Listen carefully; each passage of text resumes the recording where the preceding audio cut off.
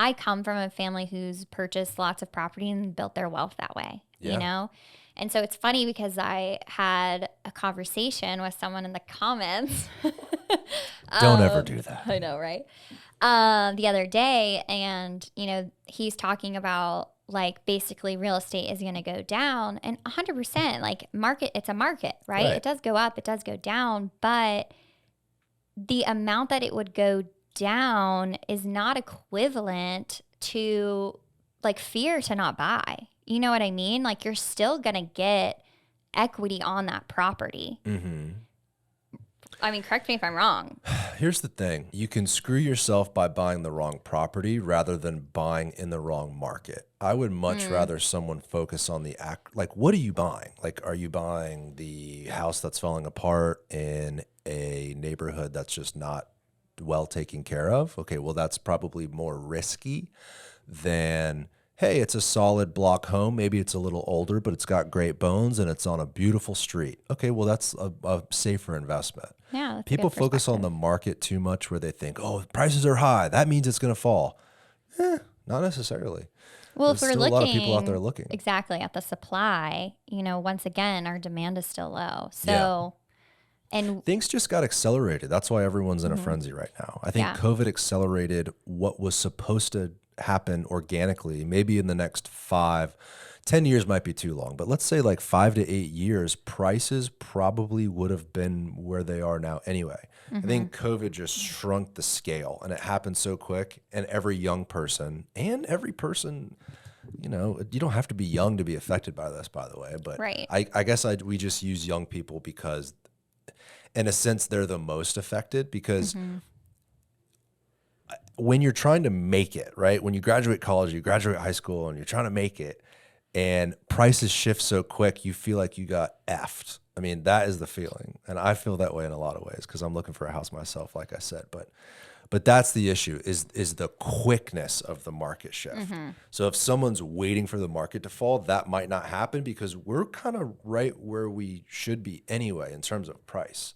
Like there's a ton of people moving here. There's a ton of businesses. Businesses are open. Restaurants are full. Things are going great. Like why would prices go down? Right. And two, like the average, so there's this graph that you can look at, right? So the average age of a home buyer is 33.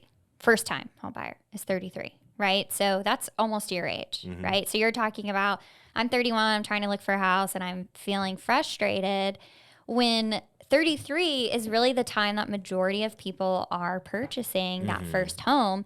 And that's our generation, right? So that's the younger millennials who are coming into home ownership, and the birth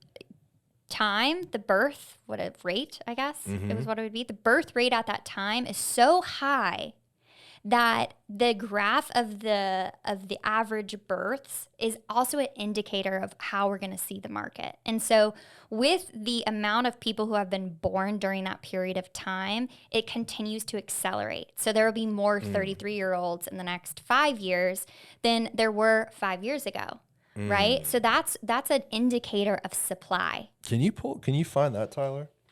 That'd be an interesting graph to see. And I guess the thesis would be there's more buyers at buying age in the market, meaning there's more demand, meaning prices could potentially go higher than they are. More supply, not necessarily. I mean, yes, more demand. More demand, right?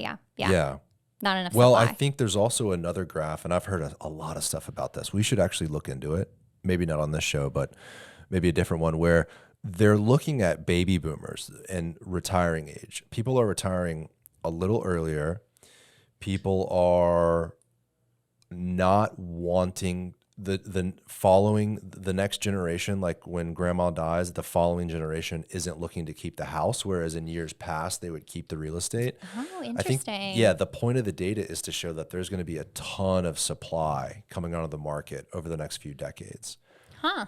You know, we don't want to live in the suburbs in general, right? So right. I think maybe the silver lining too is as people pass away and pass down that real estate, that real estate will be pushed to the market instead of held on to by those by those next generations. So right. I think too, that brings up another point of a lot of people think that inflation is really the key indicator. And that's really only one indicator of where the real estate market goes. But I think that's a focus right now because we're feeling the effects of inflation. But that wasn't always the case when the market would flow up and down. You know what I mean? Like right. Inflation is one indicator of many. And it also doesn't include a lot of stuff that really affects your wallet. I mean, it doesn't include real estate. It doesn't include goods and services that are volatile.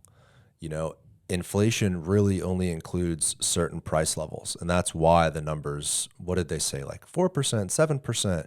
The Fed says we try to keep inflation at 2%. That's always their goal is 2%. Well, real estate's appreciated how many percent in the last 5 years? 100? 100 would be double. So could be over 100%, maybe more in some neighborhoods.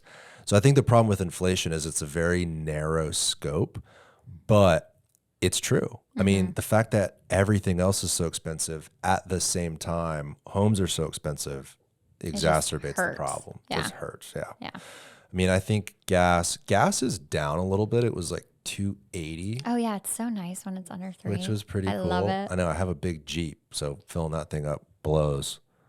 My mom has a big Mercedes, and apparently that can only take premium, so she gets double whammied. So yeah, but you know, it is what it is. Unfortunately, it will probably continue. I think you have to look at the past, right? You have to look at decades past. There's more people in this country, and there will be more because people are moving here, because people are having babies, things are growing, especially in Florida. I would almost turn the argument back to someone who said, well, I'm going to wait for prices to go down. I would almost say, why would you think they would go down at all in any aspect? I mean, real estate and homes, but like, why would the price of cars be lower than they are, you know, in 10 years? Like, why would cars go down? Why would anything go down? Everything's going up. That's a good point. So you just have to plan for it. I don't know. You just got to figure it out and plan for it. But stop fighting in the comments, people. Damn. If you enjoyed this clip, click here for the full episode and make sure to subscribe. Thank you guys for watching.